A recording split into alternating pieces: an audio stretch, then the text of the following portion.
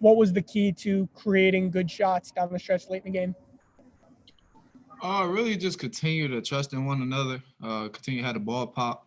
I feel like we got our confidence on the offensive end from the defensive end. We started to take pride out on that end and share the ball on offense, like I said.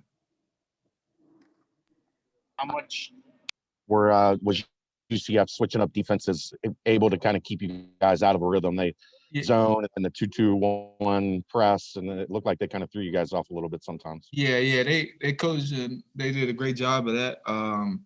They was kind of mucking things up. Come down the court, you don't know what defense they're in, but like I said, ball movement, ball beats all, and if you just continue to move the ball like we did down the stretch, I think things will open up like it did. David, Coach talks a lot about roles of individual players. You had a couple big possessions there to close out the game. Have you guys talked at all about, when the game gets tight, you kind of having the ball in your hands? Yeah, most definitely. We just had conversations about me taking ownership about things on the team.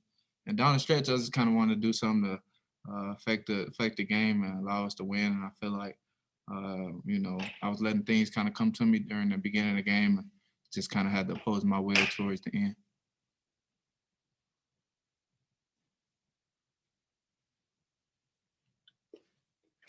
You can't hear me? I can hear him okay. You got me? You got me? Yeah. You're good, Keith. Go ahead. Hey, David, they went on a run at the end of the first half. What was the conversation like at halftime to make sure this thing didn't go the other way? Yeah, we feel like prior to this game, the past few games, we played tougher than our opponent. We played harder. And we didn't feel like we came out there and did that for the first 20 minutes of the game.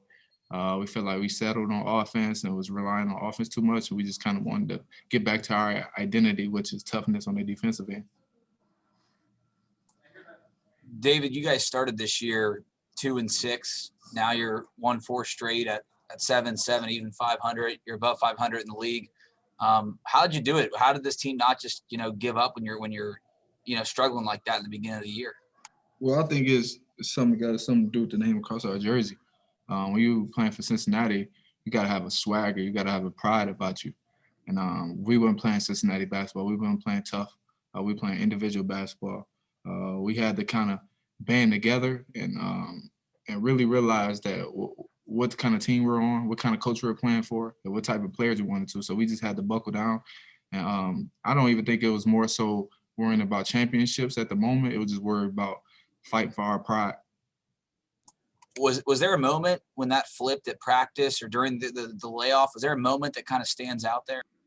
I can't pinpoint a moment, but I think accumulation of things, it'll all start. So, doing the same thing that you did when we wasn't winning. And I feel like when you just continue to do those things and continue to have those great habits that our coaches instilled on us, and each and every one of these guys is made of, I think everything will take care of itself.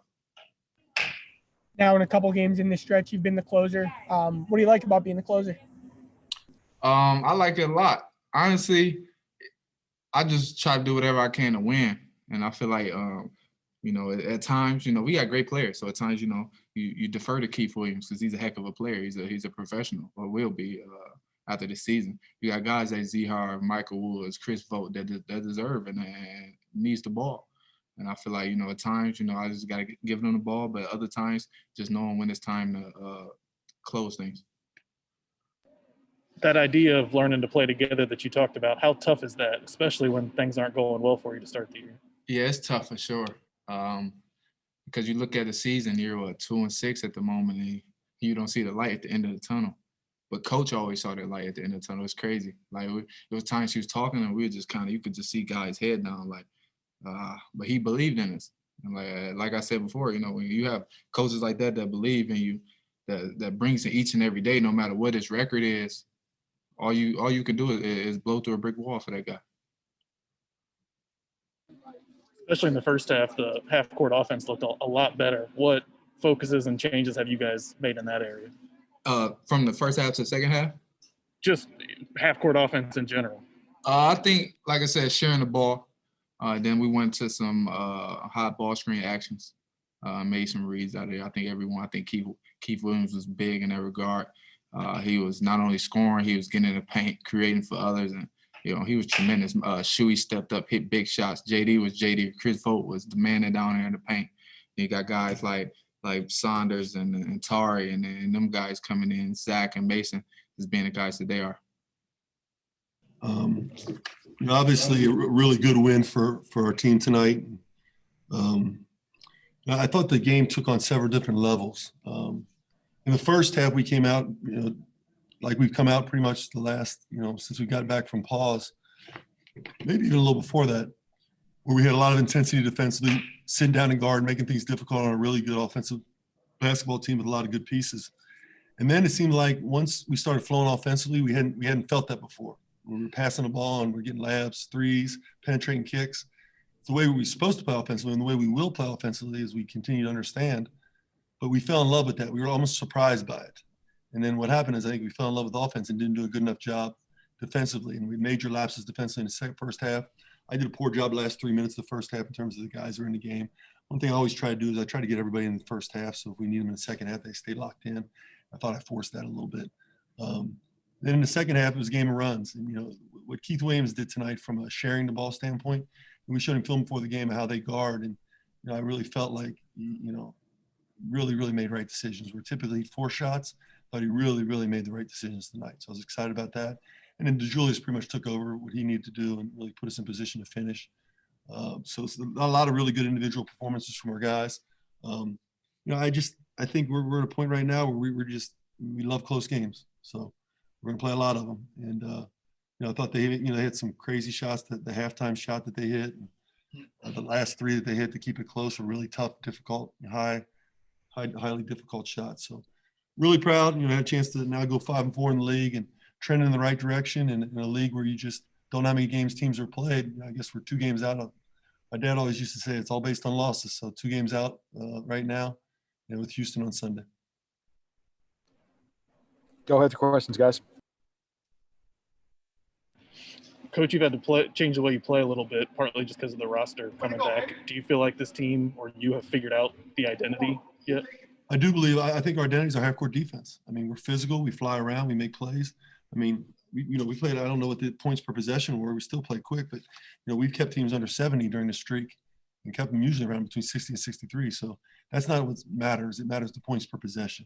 So I think we're starting to understand who we are defensively. We'll extend the court when we need to. Probably should have a little bit more tonight based on the fact that they had 3 games in 5 days. But right now our guys are really hanging their head on their half-court defense.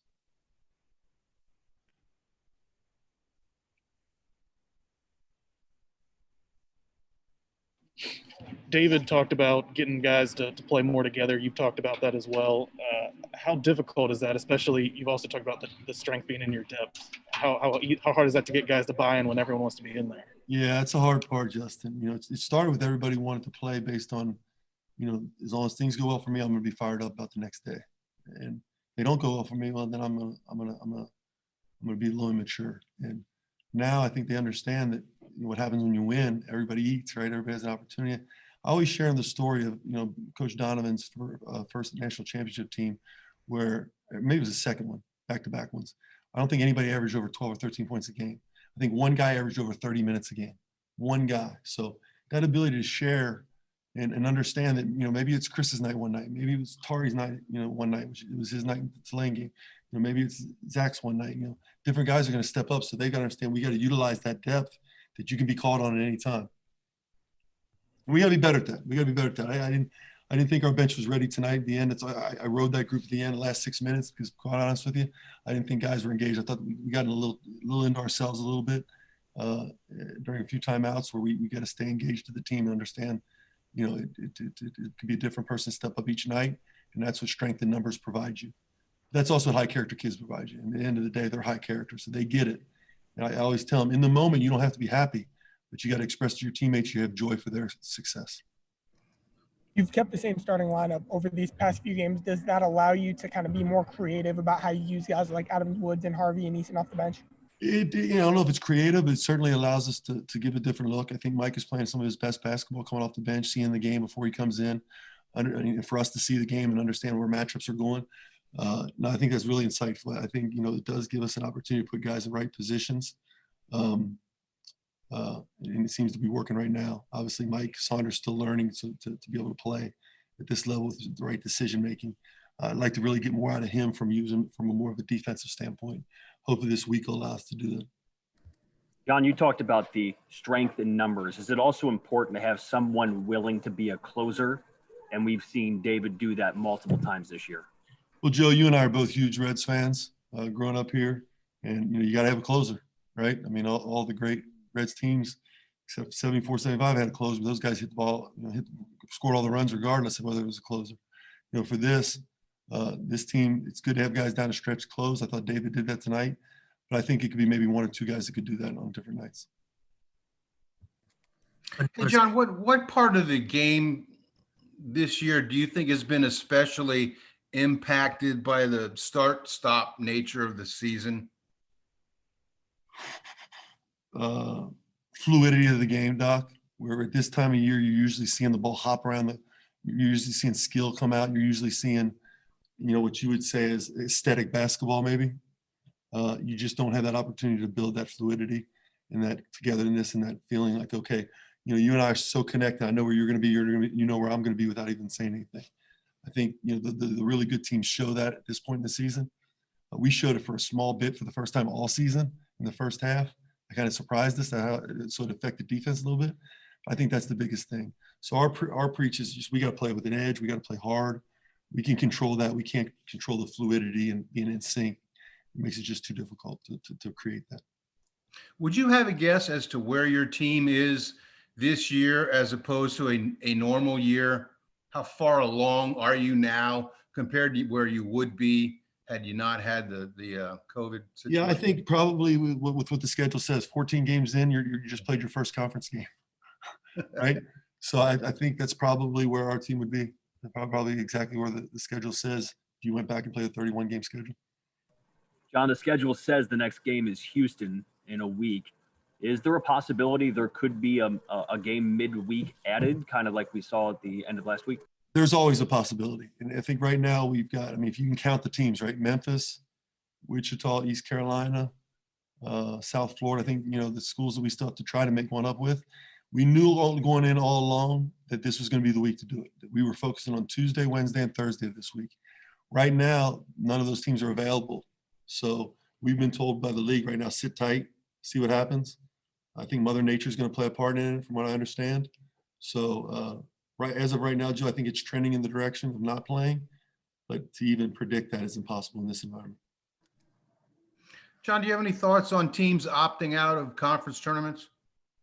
I think, your job as a leader and job of your program and the athletic directors is to protect your student athletes. So if they feel like it's there to protect their student athletes, then that's the number one reason those are decisions we're making to protect our student athletes. And I think if you keep that in mind, you're going to make the right decisions. I do think there's a level of maybe gamesmanship involved, and I mean that not in a negative way. The selection committee, and rightfully so, hasn't come out and told us how they're going to seed or how they're going to bring teams into the fold, right? We have no idea if it's going to be the eye test, if it's going to be metrics. We're guessing. And if you remember in the summer, I pushed hard for that, What's going to be the criteria? What's going to be the criteria? And I understand you may not know what it's going to be then, but the bottom line is now teams may get creative. Let's say you're 11-2 and have a 4-week pause. Are you better off?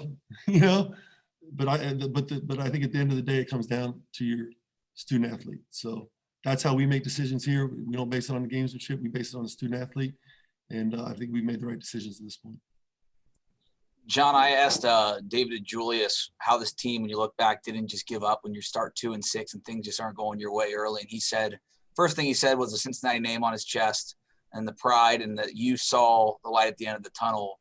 How do you see this team playing with pride and playing with that, he said, swagger now these last 4 games?